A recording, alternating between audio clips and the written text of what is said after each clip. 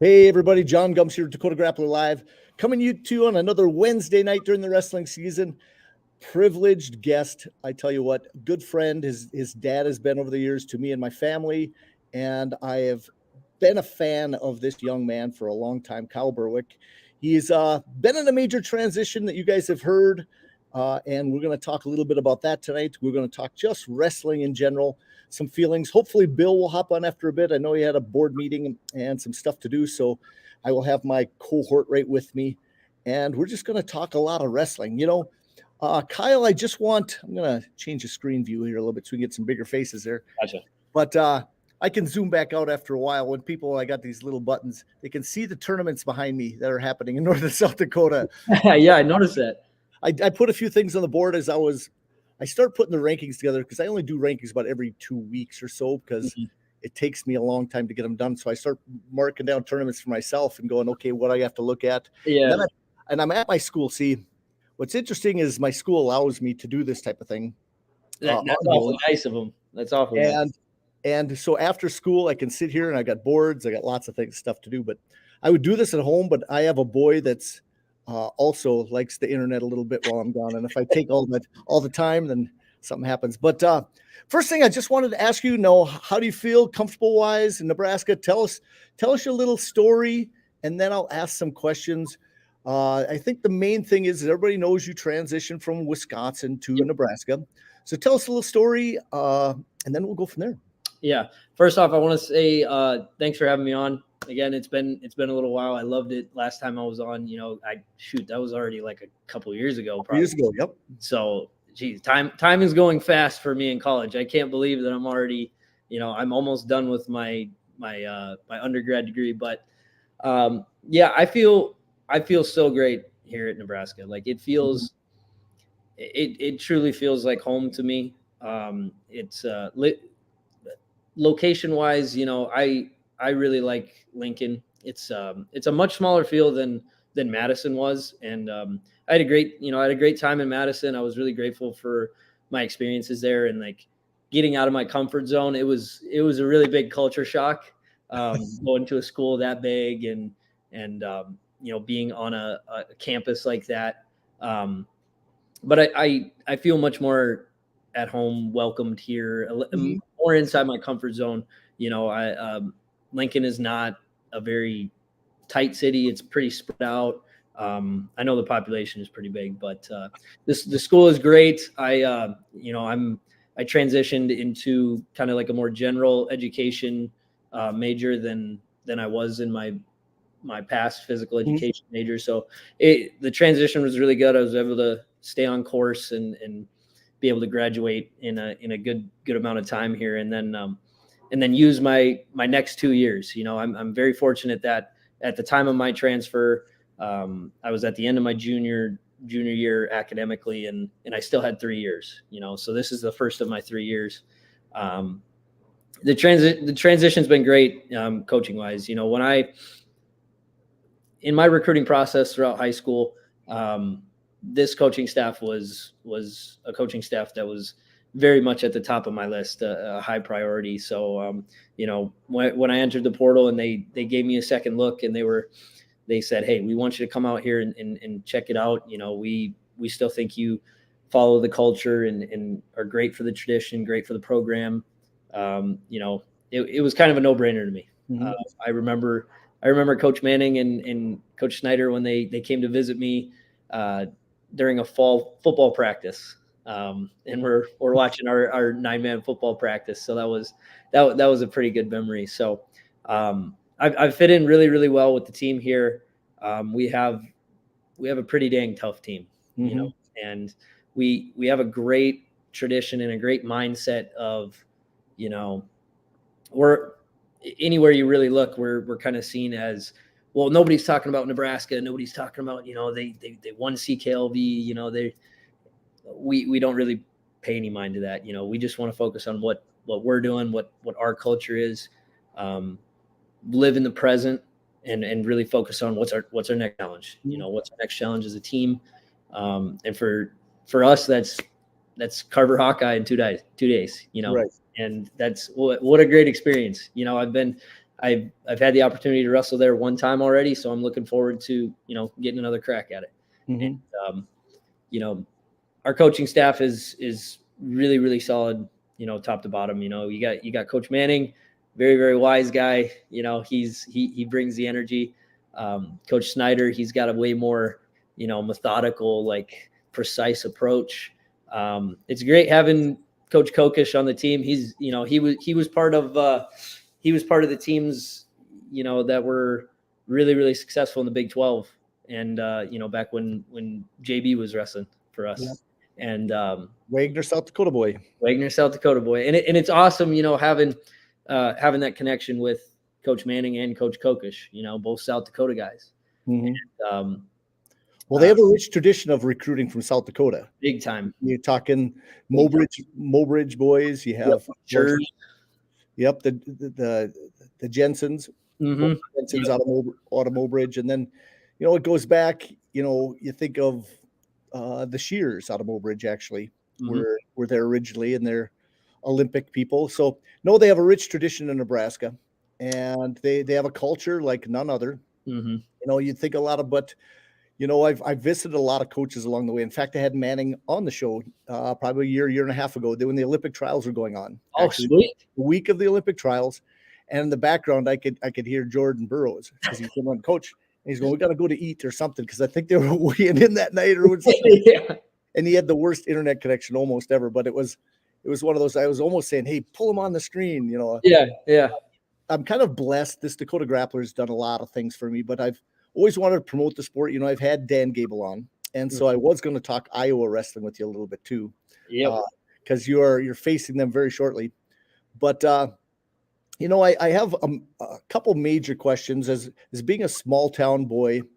Looking into coaches. You've always had kind of bigger dreams and everything like that. You've gone through one of these transitions. This is kind of where I was heading with it. Wrestling's done a lot of things from the day you started until now, and you still have a lot of time left in college. The 2020 year, COVID, working in pods, working in individual groups, having a brand new coach coming from SDSU to Wisconsin. You've seen, quite the few things. How can you relate to some younger kids wanting to wrestle at that level and trying to pick a school to go to?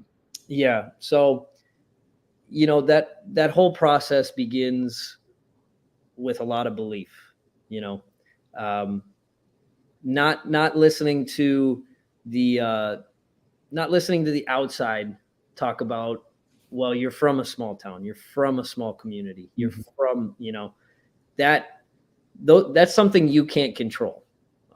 That's been a really big emphasis on our team culture here and our tradition here, and something that I've really bought into, and something that I subconsciously bought into when I was growing up in North Dakota was control what you can control. I love it. Yes. And for me, that was training my butt off, wrestling freestyle and Greco, wrestling for our national teams, wrestling at Fargo, wrestling at junior duels, getting as much mat experience as I could, and being grateful for having wrestling in my life. Give me the opportunity to meet all these great coaches, to meet all these, great college athletes at these training camps and stuff, to be able to travel all around. I be to states that I probably wouldn't be to, otherwise, and get to form those bonds with other wrestlers from around the state, that even during the high school season you're wrestling against. I always thought about it in a funny sense. I was really, really close with the Bismarck High guys. I used to train in Bismarck for the junior duels camps, and I would stay with Ryan. I'd stay with Bleases. Yep. So people that don't know that, Ryan Blease. Yep. And Ripplinger. Ryan Ripplinger. Yeah. I stayed with Ripplinger. I was thinking Blease too, maybe, but Ripplinger, sure. Which is funny because we had barn burner matches at Mandan and Rapid City and stuff, but we knew that was going to make us better, and that was going to help us reach, the next level of wrestling that we truly wanted to be at, and when I started thinking he's transitioned and he stayed in contact with him. I have. He wrestles for McKendree now, and he's doing pretty good for them. You know, I'm always watching for his program and stuff. They actually wrestled Parkside at a kind of Division 1, 2, and 3 showcase at University of Wisconsin. So I watched that. I watched that for him. But you know, so and it's cool. You know, I get to stay up to date with all the guys and the wrestlers in at the college level now that I graduated with. How long have you been in Lincoln right now, and in the transition process, staying there? So I entered the transfer portal in June, and I was out here 2-3 weeks later. So yeah, probably end of June, early July. And you find training partners right away, or how did? Yeah, I right. know you were working because you wrestled in some of the stuff. I watched some of your matches when you went to Wyoming this fall. Mm-hmm. Yep. Yeah, we were. You know, I was fortunate that we, when I came on my visit prior to, you know, a few days before I signed with Nebraska here, they were doing the team camps, and we run quite a few team camps and some. Right. Century went down there to the team camp. Yeah, and it great camps. You know, from everything I've visited with, and when I finally got there, you know, in high school I came to the freestyle week-long camp when the Webbers were here. You know, Luke Weber and I wrestled with Mike Weber all the time from Montana and stuff. So that was a great experience. You know, so I was familiar with, you know, with the layout here. I had been to Nebraska's room before. I've wrestled in Devaney before, you know, when I was wrestling for Wisconsin. So yeah, right away when I got here, I hit the ground running and started training right away. We were kind of breaking a lot of stuff down, you know, and that was something that I really needed. I really needed to the one-on-one. Yes, the one-on-ones, the more methodical, you know, Coach Snyder approach is what I like to say. And somebody who's been immense help for me has been Coach Delegnev, you know, Tervel. Okay. Sure. Tervel is, I told my dad maybe the first week when I was here, I was like, man, this guy is the guru of like wrestling. He explains wrestling in such a way that I never would have even thought of in my own head, you know? And for me, that's what I've needed to, you know, really take my wrestling to the next level. Someone to push you, not physically, but probably mentally. Yes. You know, and those are, you know, that kind of goes back to where I was growing up and everything. You know, to kids that aspire to be at that level or whatever level it is, you know, whatever, if you want to wrestle in college, you want to make a college team, there's intangibles that you cannot teach as a coach. You know, you can't teach discipline. You can't teach commitment. You can't teach work ethic. Those are things that you can control.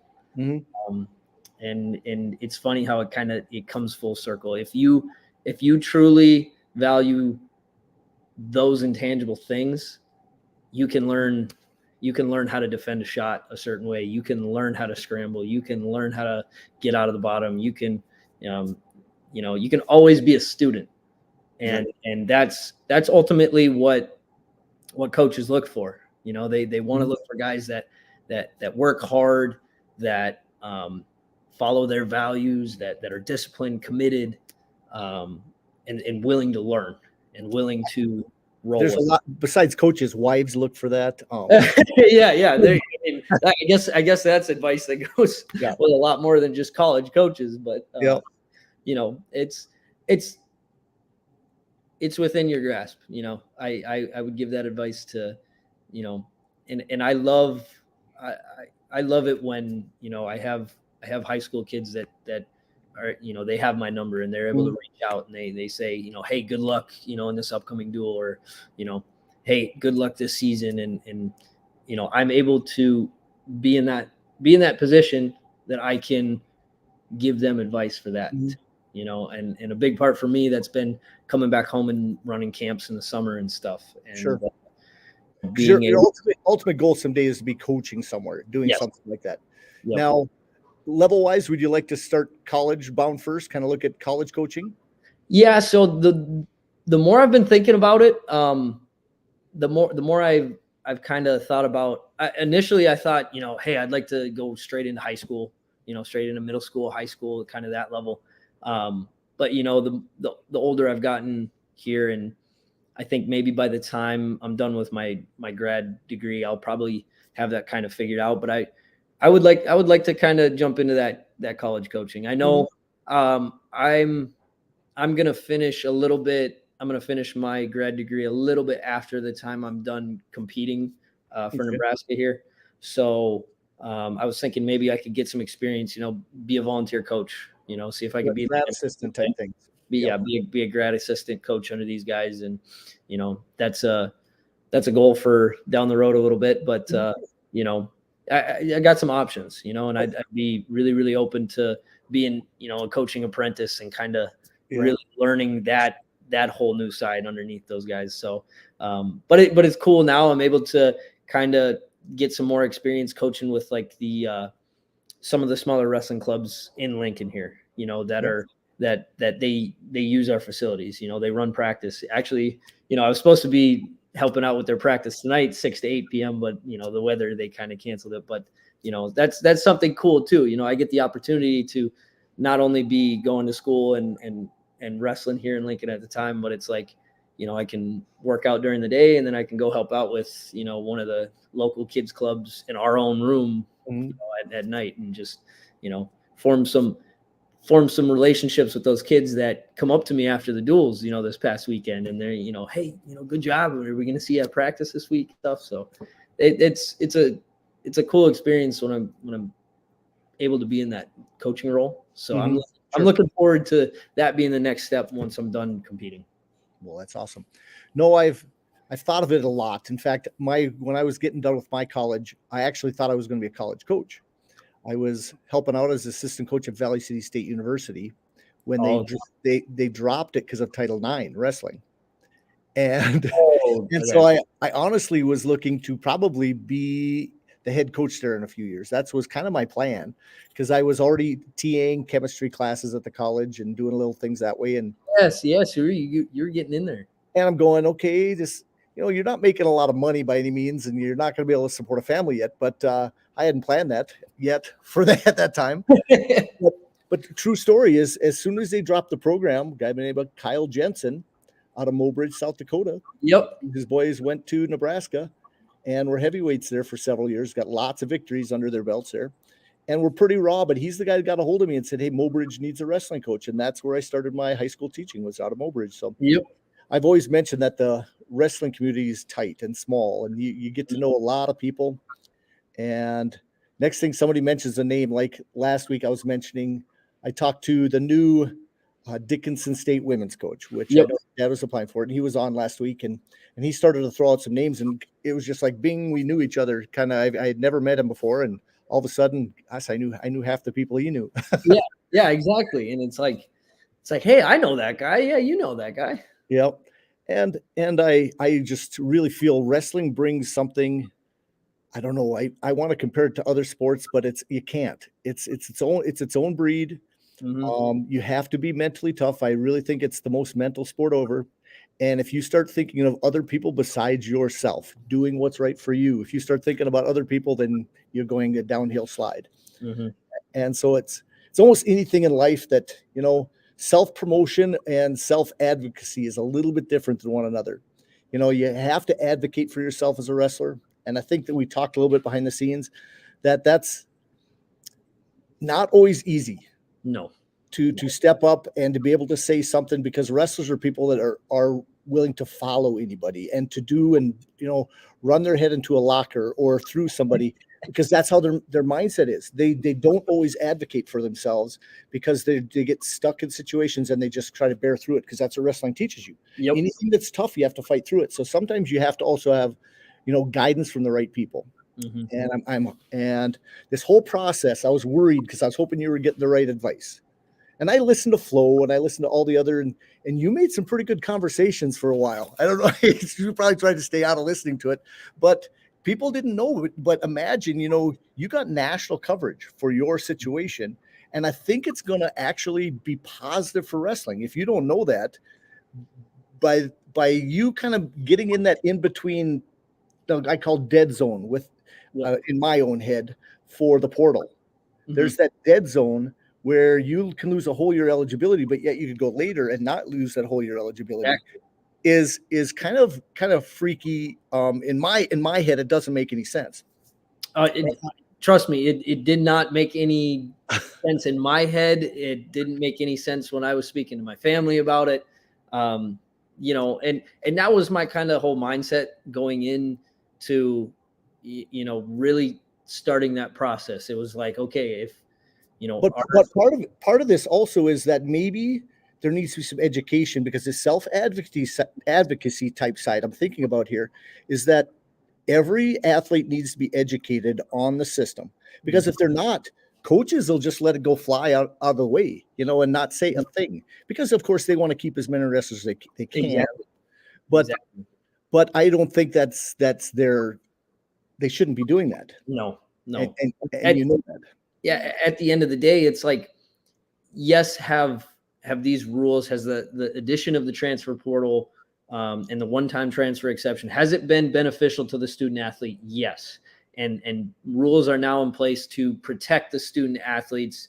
Because, I visited with my dad about what was transferring like back in the 80s, and I was like, well, if you transfer, you sat the next year anyways. Right. And if you redshirted your first year and you wrestled a year and then transferred, well, too bad, lost that year.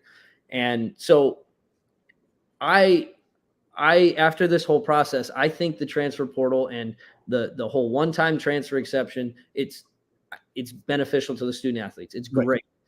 But if you go looking through the very fine print, you go looking for the backdoor bylaws that me as an athlete, you as in your position, you never would have known about any of the language used had you not heard about it prior, had you not been told by your athletic department, your right. compliance department. There was no way I was going to know. You would have known. No. And I'm through the whole process. I knew, I was like, I'm not naive enough to know, like I'm not clueless. I'm like, yes, I know how to use the internet. I obviously knew, like, hey, I transfer in the middle of the season. Okay, I'm probably gonna have to sit the rest of the year. Right. If I transfer when school is in term, August, September, October, yeah, I'm probably, I might run into something. So who was the person that could guide you on any of that in the process? Well, there was no guidance. You had to figure it out pretty much on your own. Yeah, unless you had that tough, that as an athlete in that situation, it was like, it felt like you had to go behind somebody's back. Mm-hmm. That was the feeling. You had to go behind somebody's back to go ask somebody and say, hey, like, if I transferred right now, like, am I good? And it would be with somebody in the compliance or something like that, which just in an uncomfortable situation as a right. It puts you like you're secretly doing something and trying to hide when really you should know this information. Yes. When really, and that was one of my first questions once I transferred here and I started working with the compliance department with two really great people, Kaylin Byers and Jamie Vaughn. They did so much for me, I'm so grateful for them. They were on my case the very first day I stepped on campus here and helping me get everything in place to work with Wisconsin and to work with the NCAA and submit my waivers and my appeals and everything like that. And I know so much more about this process than I would have liked to known had I knew this, was going to happen. Mm-hmm. But, like, I asked them when I first came here, I was like, how did Nebraska handle this situation? When these transfer windows is what they call them, where if you transfer within these two dates, your one-time transfer exception is valid, basically. Right. And which is strange because in the name it says exception. Mm-hmm.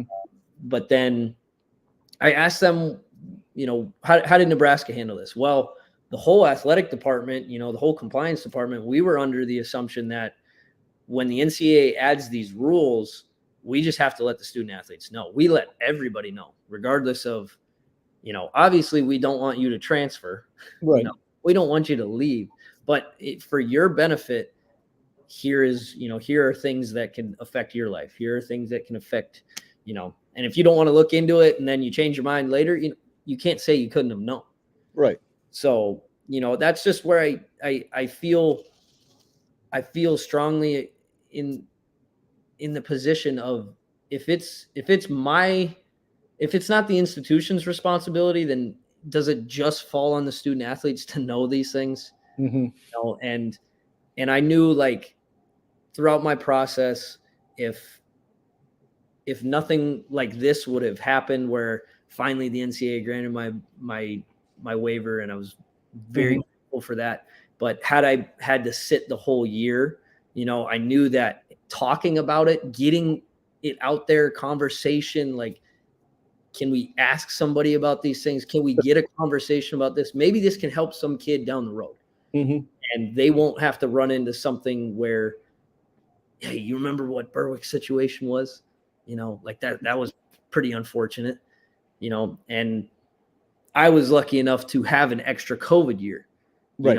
That realistically the first 2.5 years of my college experience were anything but normal, but still, like that didn't change anything for me at my point in my life and in my college career. I was like, I feel like I should be able to compete this year. I want the opportunity to, I just did you ever wrestle in a mask? Yeah. We actually, I thought I'd heard you guys had to wrestle in masks. Yeah. There were I know the whole state of Wisconsin for high school, they had kids wrestle with masks the whole high school season. I know that, like if you had gotten a close contact trace and then you came back, there was a grace period there where you kind of had to wrestle the mask, but in the college room, that was impossible. Oh, right. I don't know how that could ever happen. That was, man, that would have been bad. Yeah, it was tough. And I get bloody noses. It'd be like bad. It was just, yeah. Oh, yeah. I tell you what, it's a learning experience. Like you said, being educated is very important. I think this is an education part. You transferring between this should have taught NCAA, Division I, Division II, should have taught all of them a lesson. And this, you'll be a case study almost for them. I honestly believe it, because this was an interesting situation, because people got blamed a little bit too. Wisconsin was getting blamed. Nebraska was getting blamed. Nobody would really step up and say, hey, get this done now. This is what we need. And Nebraska was, but then all of a sudden there was a stalemate, and that was, I want to blame Wisconsin, and they might be listening sometime here to this, but what I want to say is they didn't want to look like the bad guy, but yet they didn't want to be like total commitment to making sure this gets done right. Mm-hmm. So they were letting other people handle it, let the NCAA decide stuff, instead of them just finishing things off and say, guess what? Boom, boom. We learned, they learned, you learned, everybody learned. Let's just finish this. It's like they never wanted to see an end, is what kept going through my head. Why do you want this just to be over with? And that was so they that don't was bad. So, sorry, I didn't. That's fine. I kind of got my thoughts rolling there before. Sure. Finish, but that was kind of our thoughts too. I was like, the sooner I could get this issue resolved, like that made sense to me, and I was just looking, with my counsel here, that the advice I was getting and the direction we were trying to go, I was meeting certain requirements to, certain avenues and certain waiver forms. So that was the clearest form to just get it done. Right. And for my case, the NPO form, that everybody, my sort of release form that everybody was kind of talking about and everything. Right. It's commonplace for athletes to transfer and get those granted. There were countless. Well, Blease had struggled with that. That was Blease's release from Oklahoma. He had to go to the front of the board, to go wrestle at Virginia Tech. He had big troubles. Yeah. Because just the signing of that. And it puts the athletes in such like a tough situation, because it's like, well, at the end of the day, I don't want to, cause problems. I'm not trying to blame people. And Right. It's like, but I'm losing in this situation here, like I'm not getting my shot. It's not like I transferred, mid-season, Right. It's not like I left a team just hanging, I gave, and in the sense of the wrestling season, when you think of the collegiate wrestling season, starts October, finishes in March, you have this summertime period where if you were going to transfer, to the wrestling community, it makes sense to transfer in the summer. Correct. And so that was the basis on, like, I feel like this is the way it should be done, and, or at the very least, educate the athletes, make sure that it's common knowledge and not so arbitrary. The rules are so arbitrary. When you look at the transfer window deadlines for transferring from a 4-year Division I school to a 4-year Division I school, it was so much earlier than transferring from a 4-year Division I school to a 4-year Division II school. I had made the cutoff for a Division II school transfer, but I didn't get Northern State right now. Or someplace, Mankato, Northern, I don't know, but understandable. So it's at the end of the day, when these type of decisions are not, easy decisions, for somebody on the outside looking in, they can say, well, they should have known XYZ. They should have known numbers. They should have known dates. As a student athlete who's looking for a transfer, that's not a decision that you don't weigh heavily on you. That is, you're choosing to go to a different school. You're choosing to leave that team and to compete against them for another team, to join another coaching program. And friends, family, there's lots of, like, yep. And you're uprooting your life, for the time that you had there, and moving that experience somewhere else. That's a lot to ask out of 18, 19, 20-year-old, student athletes. Like, it's not something that in the NCAA's eyes should be done after your championship season ends. They give a certain amount of time. Like that's pretty quick. If you hadn't made your mind up during the season already, you're kind of, you're in that dead zone like me. And that's not right. There should never be thinking of anything but your sport at that time. And yeah, no doubt. No, I tell you what, a couple different questions. Let's get out of the wrestling stuff just for a couple minutes. We'll come back to it. Now, I know you like hunting and other things. If you weren't wrestling, okay, what would be the first thing? Let's say, if you had no teaching, no nothing, would you be in the mountains, or where would you be? Just for yourself. I'd be bow hunting elk up in the mountains. Okay. That's where I'd be. Me and my dad have talked about that for so long. I want to go backpacking into the mountains, and I'd be bow hunting elk. I don't have any experience with them. I'd probably spook them all over the place, and I would never get a shot. But you'd learn. If you have time, yeah, I'd learn. And hopefully, I can make that a reality with my dad when I'm done competing. So sure, if his knees and back are good, I think as your dad goes, yeah. Maybe if mine are, I'm telling you what. When I turned 22, I was like, wow. I'm 22 already. I just remember when I was 18. No, it's time flies. Definitely.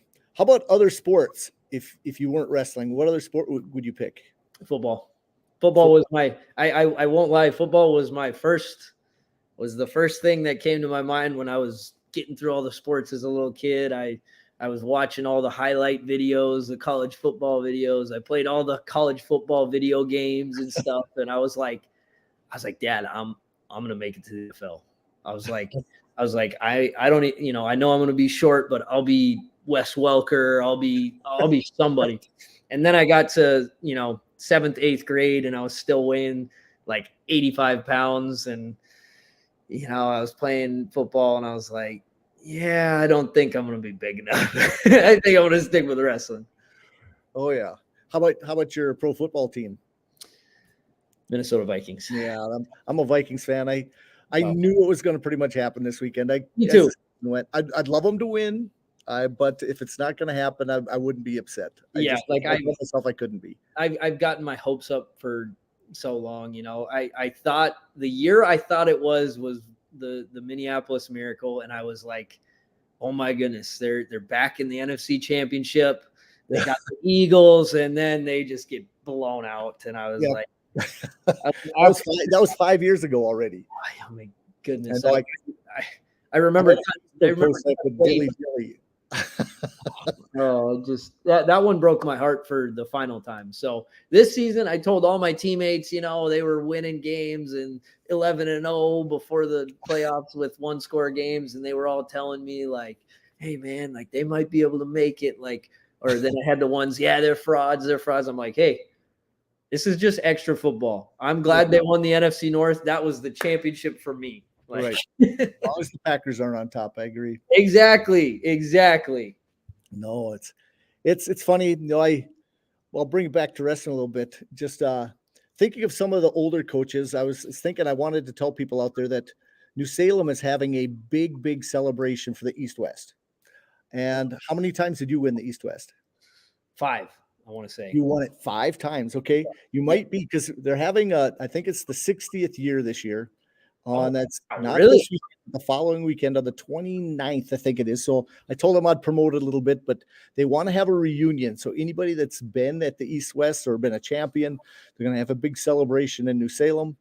I'll get more information out there on the Dakota Grappler forum. They're going to send me some stuff, and I'll put out a big post on that. But no, East-West, I did not win. Uh-oh. I got a comment from somebody.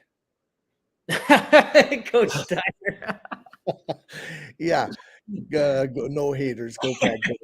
Well, we both won no playoff games this year, Terry. Yep. But no, it's the East-West. I did get to wrestle in it 2 times, 8th grade year and 3 times, 7th grade, 8th grade, and 9th grade year. I did not win it in those 3 years, but I would have had a good shot. But no, I just New Salem's got a good wrestling team this year. You guys down in Hettinger have got half a dozen good wrestlers, but they're not what they have been the last few. Don't quite have the firepower with all the weights. It's tough. Yeah. It's tough. Yeah. Tough, but they're scrapping.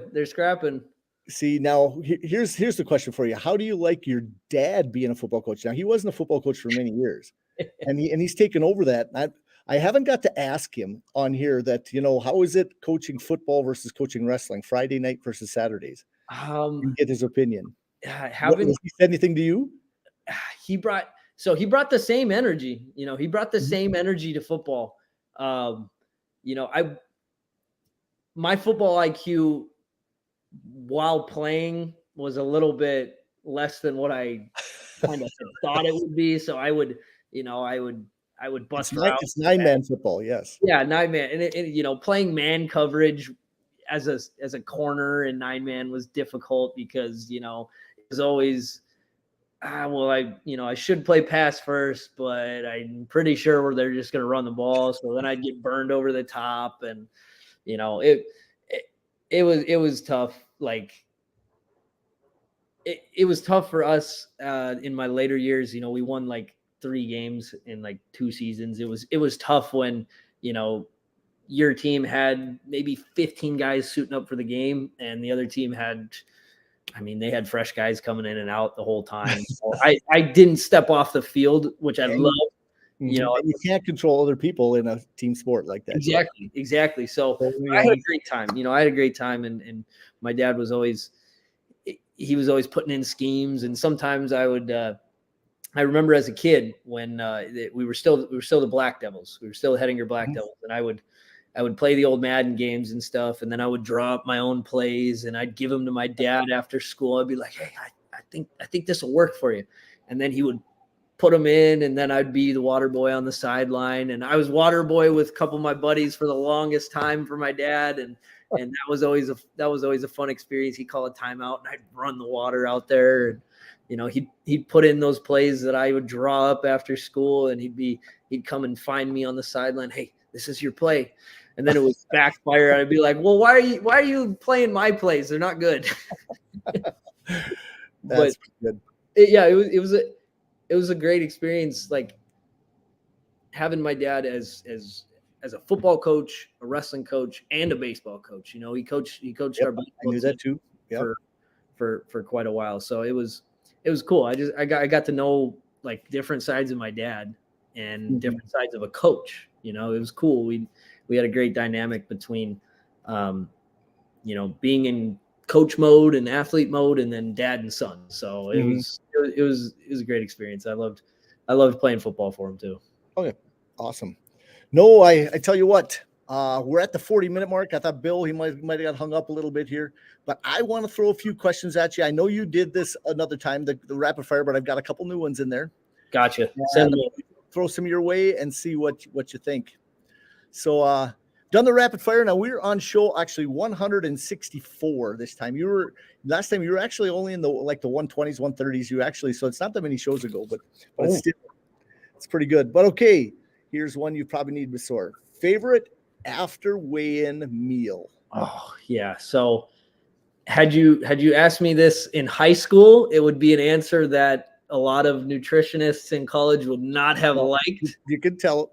But that one was me and all my teammates, we'd take a tortilla, we'd put processed turkey on it, we'd put crushed up chili cheese Fritos on it, we'd put taco sauce, and then a little bit of mustard. That never made you feel very good. That was very, very good after weigh-ins at the time. Don't get me wrong, it was tasty. But now I'm a little bit more smart about that. I can't even eat a whole PB&J after wrestling. You know, if we start a duel at 57, 65, I'll eat, you know, ham and cheese and, you know, probably some fruit and stuff. But you know, like these past couple duels, we started at 25, weigh in at 1 o'clock, duel starts at 2. It's like, hey man, whatever I eat right now, I'm not going to digest and wrestle on. So, you know, just eat until I'm happy. I can't even finish a whole PB&J. Well, what's kind of funny, I remember in high school, think about meals and stuff like that. I remember just a plain old sandwich, and then I'd always have like a can of fruit or something like mandarin oranges, open up a can, and people go, what are you doing? Because I didn't know what a good meal was in high school. Terry and Troy Steiner, now they might be able, Terry, if he's still on here, they used to eat Nutter Butters. These basically peanut butter. Those are good. And they would eat these different little chocolate. And I'm going, I knew it wasn't good, but it was just one little thing. They never ate a lot. I always remember watching them, and they'd go, you can always eat later. As a bus, though, there's many times we'd stop at like a Bonanza afterwards, you know, going, you know, after a tournament, we stopped at the whole thing, and people are going through, and I'm going, man, that was not so good either. No way. I've had buddies that after weigh-ins, hey, let's go to McDonald's. I'm like, you're gonna eat that before we wrestle? No way, man. Yep. Okay. How about this? What was your college wrestling team when you were growing up? Did you have one? As a team wise, it was always Cornell. It was always Cornell. I loved watching Nashawn Garrett wrestle. I loved watching, you know, and my favorite wrestler growing up was Kyle Dake. Yep. You know, he had the name Kyle, and he was just a monster, you know, and I loved watching Cornell wrestle. You know, they brought the heat every time. No, I didn't get to know Cornell very well until the Dake years, and really started following him then. And every year I went to the national, I didn't think he was going to win it. And then he would do it again. He'd move up a weight class and he'd win it again. And I'm going, you got to be kidding me. And I didn't think he could do it every year. Yeah. And he's up again. And I didn't think the first time he moved up, he fit the weight because he was small to start off. And I thought he overcut. But then by his third year, he's moving up every year. I'm going, but he got bigger and stronger every time. No, that was one that I really fell in. In fact, I don't have it. I had it on last week. I had my Dake T-shirt for the. Oh yeah, I bought it. Went online and bought it from there. Yes. Okay. Next one. 3 characteristics that all wrestlers need to have. Good one. 3 characteristics all wrestlers need to have. You know what? I'm gonna go back to kind of those core values I was talking about. You know, like a hard work ethic, discipline, and commitment. You know, because if you have an unmatched work ethic, your work is going to you're going to fall in love with your work. You know, nobody's going to be able to teach you to work hard. Discipline. You know, wrestling is a sport like none other, where it follows you around wherever you go. You know, what I mean by that in the sense of, all right, we're wrestling a duel on Friday, and then we're wrestling a duel on Sunday. My nutrition and my sleep, it all goes with that the whole week. Once I started buying into that nutritionally, I started to understand, okay, my body is going to be feeling a certain way 48 hours, 36 hours of what I'm consuming, you know, nutritionally before those matches. I'm not I weigh in at 2 and I wrestle at 3 an hour later. I'm not going to be able to cram a whole meal in there and still feel good and feel like that's what my body's wrestling off of. Well, I tell you what, I listened to Seth Gross talked about this. Yes. Yep. And his work and how he ate. I actually listened to a couple things on him, and I was thinking that, well, there's a little connection there. You got to wrestle him a little bit, I'm guessing. Okay, here's a different one. Now, you're from Hettinger, so this might pop in there. Have I seen a UFO? It's funny. It's funny you put that in there, because I was just listening to a Joe Rogan podcast talking about UFOs and ghosts stuff the past couple of days. I can't say I've seen a UFO, but I can say that I've seen something paranormal. You know, something different realm. You know, and I'm always talking to my buddies about all this stuff. You know, are there paranormal stuff? Yeah. But, you know, strange figures moving and doors shutting, and me and my roommates, you know, I got three roommates who are all teammates on my team here, you know, and we always joke all the time. We hear footsteps upstairs when we're sitting in the living room like I am now, and I'm like, you know, I've been home alone, and the door to the garage will open and close when the garage is closed, and I'm like, so no UFOs, but maybe some strange stuff in there. I mentioned this one before. Mama's Boy or Rebel? Well, when it came to school, Rebel big time. I was a huge troublemaker. I was a huge troublemaker in elementary school until I got to, you know, 4th, 5th grade, right in there. But when I was at home, it was Mama's Boy. You know, I listened to Mom all the time, and I didn't want to make Mom or Dad mad. But when I was at school, I was, you know, had so much energy. I was in the principal's office quite often for, you know, not for doing inherently bad things, right, because I was all over the place. Oh yeah. No, I could tell you lots of stories about that. My friends' parents thought I was an angel. Nah, no, you can hang out. You can't hang out with anybody. But you can hang out with gums. Yeah, that's fine. Yeah. They're going, hey, good thing you're good around our parents. Yeah. Okay. Major League Baseball or NFL? Ooh. Yeah. So we had talked about that. I pictured being in the NFL. The older I've gotten, and through high school and everything, I loved baseball. I still love baseball. There's a lot of people that, I can't watch baseball. It's so boring. I'm like, I could watch a baseball game, you know, from start to finish. I love watching the College World Series, you know. So yeah, I would go against my gut and probably go like MLB. Okay. I think that would be awesome, you know, playing shortstop or playing second base. That'd be sweet. Okay. This might have changed. Best wrestler you've ever wrestled now? Best wrestler I've ever wrestled. Well, it's up there with RBY and Seth Gross. They have styles of wrestling that you don't prepare for. I mean, you don't have a feel for that unless, and with Seth, I was able to wrestle with him, a lot. I was able to train with him all the time. So it was cool to get that understanding of, you expect a guy to react a certain way because they've reacted that way your whole life. And then all of a sudden they're flipping the other way and you're like, what is going on? Yeah. And RBY just so fast and so kind of felt like he was 2 steps ahead of you all the time, in every position. So those are some technically really, really sound guys. Okay. Which show could you be on? Storage Wars, Survivor, The Voice, or Jeopardy? Oh, Storage Wars, Survivor, The Voice, Jeopardy.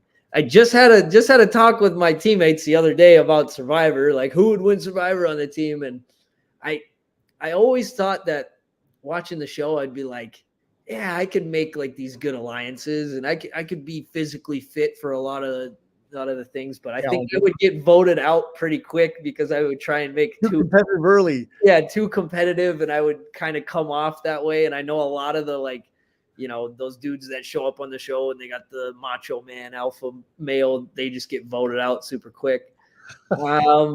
Definitely not The Voice. You don't want to hear me sing. Yeah. Maybe Storage Wars because I could get lucky. Okay.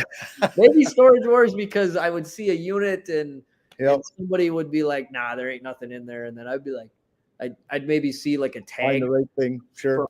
From like some vintage wrestling shoes. That might be the thing. Because I know a lot of wrestling shoes and I could see those and I'd be like, yep, that's the unit.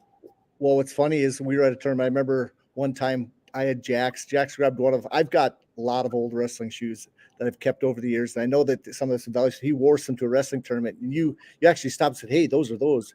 Why are you wearing those? Yep. I know. I vividly back like 5 years ago. I remember that. And because I saw him wearing those, I'm like, where'd you get those? I'm like, I'm not, nobody wears those anymore. And I can't find them on eBay anywhere else. I'm like, yep. And so he still has them. I mean, he mentioned that before too. Okay. Cat, dog, or cat, bird, or dog? Dog all the way. All the way. Okay. If you could be a fly on the wall in some other coach's room, whose wrestling room would you have spied on? Oh, Coach Dangerud's, Kale Dangerud's room. I wish there was some video out there or something, because I was still a little bit too young to kind of remember what he like in the corner and everything during their, that run. They made. West Fargo had a hell of a run with him. Yes, exactly. And I'm friends with a lot of those guys that wrestled for him. And, and he's a Hettinger boy. Exactly. And and Coach Dangerud, if you see this out there, you're the man. I visited with him over Christmas break too. And he was somebody out there advocating on my behalf on social media and stuff. And Coach Dangerud, you're the man. He's a good dude. I tell you what, they've got a group that do the indie wrestle, and I'm so proud of them that they put stuff out there. Anybody that promotes the sport, I know he's helped out with those guys. I'm a big believer in anybody that wants to just help the sport out. Me too. You guys all do such an awesome job. We have our own little niches things we do. Okay. Favorite number? I'm gonna go with 2. That goes back, my dad's race car. Yes. I love and it's cool. I'm getting to that age now, and I got a friend on the team that he grew up dirt racing and everything too. And I was like, hey man, we're getting to the age where we could like pool our money together and try and get a car. There's dirt tracks, very, very close to us here in Lincoln. And so that's been kind of in the works since. Is your dad still racing? I haven't talked to him about it. He's still got his car. He raced it a couple nights or a few nights last season. So I know that he's been telling me for, and Dad, I know you're going to listen to this. You've been telling me and Mom and stuff, I'm done after this year. I'm done after this next car. And he keeps on telling me, well, I'll give this car to you. And I'm like, no. I'm not wrecking that car. I'm not wrecking that car. But yeah, 2. Okay. Whoops. I may hit the wrong one here.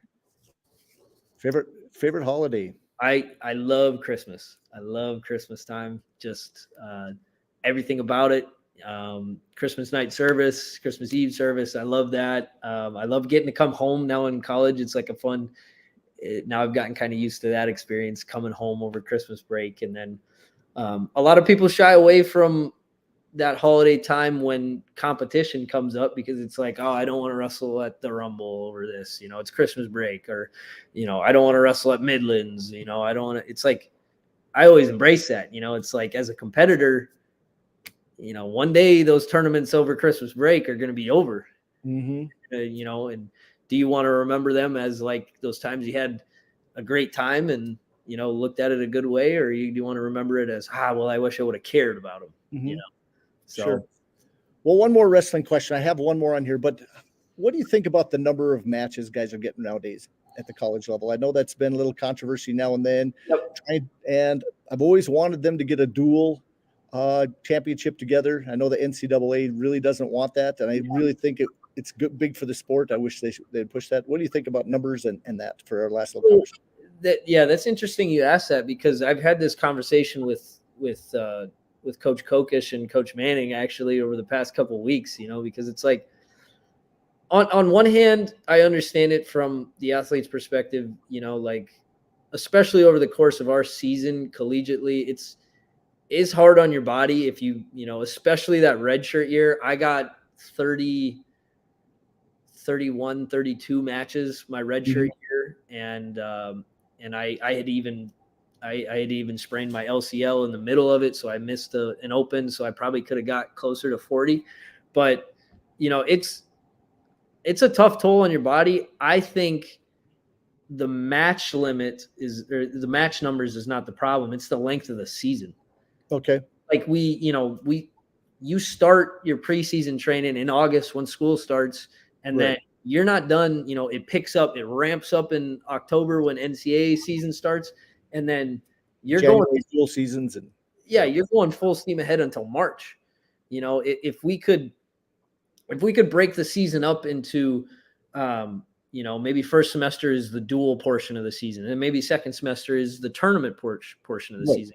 That would make sense. And Coach Manning and I were visiting about this on our trip out to Campbell a couple of weeks ago. Like, I asked him, why did we go away from the national duels for, I know NWCA put them on, but they were still Division I national duels and stuff. Right. And, it's a tough process. Like it would make sense. We have rankings for dual teams, and we have championships for dual teams. You can win the Big Ten for the dual meet season, but we have no national tournament for it. That makes no sense.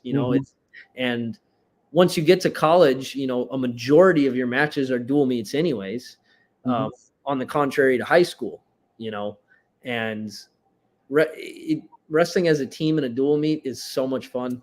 It's going to, I mean, I've been to several, and there's nothing like being at an Iowa duel, a Minnesota duel. I've never been to a Wisconsin duel, but even, Nebraska. I've been to Nebraska. I was just waiting. You're going to have to come to a Nebraska duel. I've been, but I'm trying to think. There's nothing like it because the team atmosphere is so huge. It's not just, as much as you want to watch some of the individuals, you pay attention to everybody.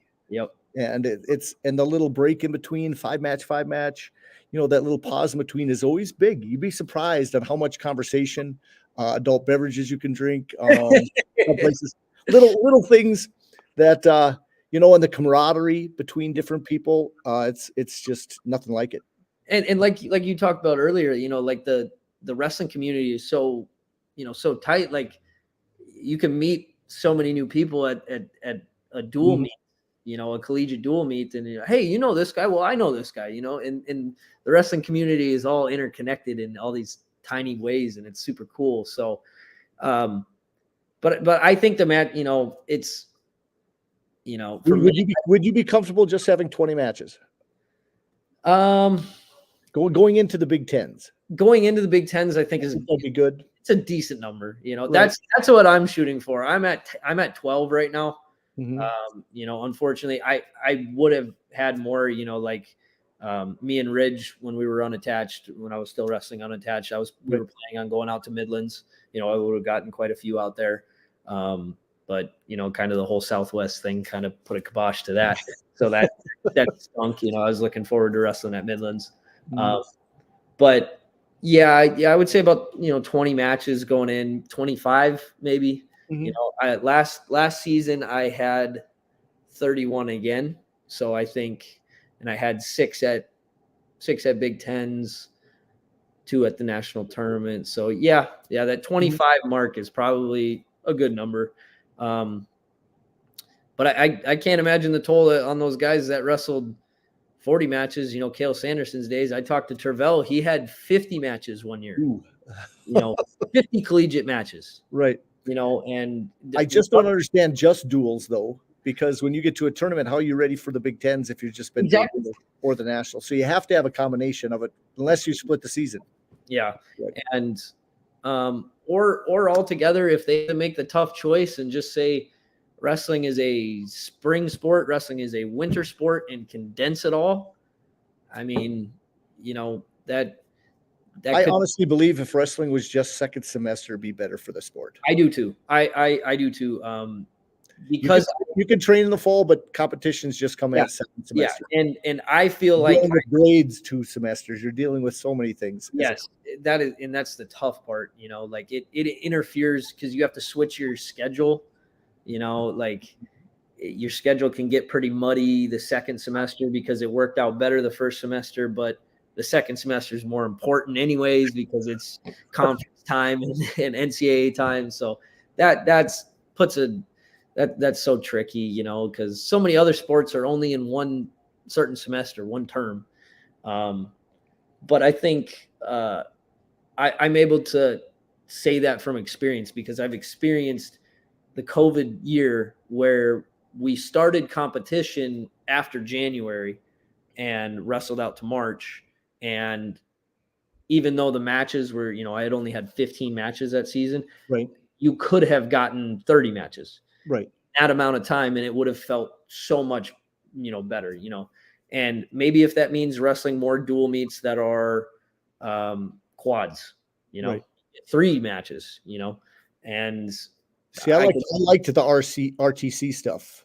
Those are fun as well. Mm-hmm. I think those made for some cool, some cool storylines. It felt like MMA pay-per-views. It felt like you were kind of watching like, oh, hey man, the UFC fight's on this week. Hey man, the underground is this week. But I got together with wrestling buddies. It's kind of like going to like an NCAA tournament and watching it and doing picks, and you can do that with those things. I liked it. Yeah, I wish they would kind of come back. I don't know. Maybe it will. Mm-hmm. It will. But definitely. Well, we've made it past the hour. I tell you what, that was a quick interview, Kyle. Really fun. You're going to have a great season. I'm wishing you the best of luck. I know you took a lump the other night a little bit. Yeah, tough learning experiences. But once we get in, there's nothing better than this time of the year. Big Ten opponents every single week, and it's like, you can look at it from one angle and say, oh, well, I got tough guys every single week. I got ranked guys. It's like, that's another opportunity to challenge yourself and to, hey, go out there and smash these dudes, open up and have some fun. Yeah, mm-hmm. Exactly. Definitely. Don't worry about the gas tank. You got it. You've worked it too hard. Definitely. You know it. Okay. Well, I appreciate it. I see if there's one more comment here. If anything else, better put that out there. Thank you. Another good guy. Definitely, I tell you what, there's a lot of people out there that are rooting you on and paid lots of attention. I know North Dakota, South Dakota, you have lots of people down there too paying attention. Wish you the best of luck in Nebraska. I tell you what. There's one more thing I want to add. I talked to Coach Dakota with the Gorillas Club. I didn't want to forget this. Me and Ridge Lovett will be doing a camp June 9th and 10th. Okay. At Century, I believe. Okay, I'll make sure. He's done such a great job. I know his boys got a very tough weight class this year. In fact, they got 3 state champions sitting at one weight class. Really? The burnout. Yep. And at 138, they've all kind of just fell into that spot. And I thought maybe somebody would move, but I'm not sure if anybody will. So wow, that's tough. That'll be a good state tournament. Yep. Caden has got his work cut out for him. So it's and Coy Grable, and then out of Jamestown, Aiden Braun. Wow, all three of them?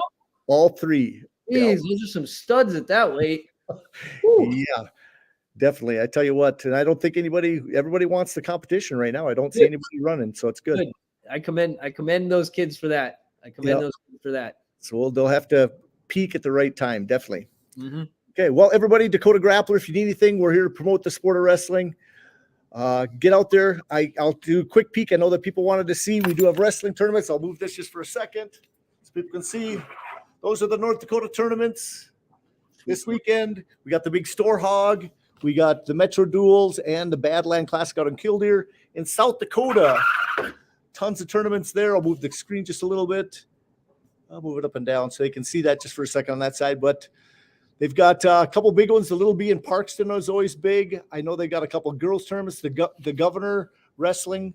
And that's another thing we never talked about, but I don't have all night. I do have all night, but I don't want to spend any more time. Yeah, I could talk your ear off. And the advent to girls wrestling is huge, but we'll have another week.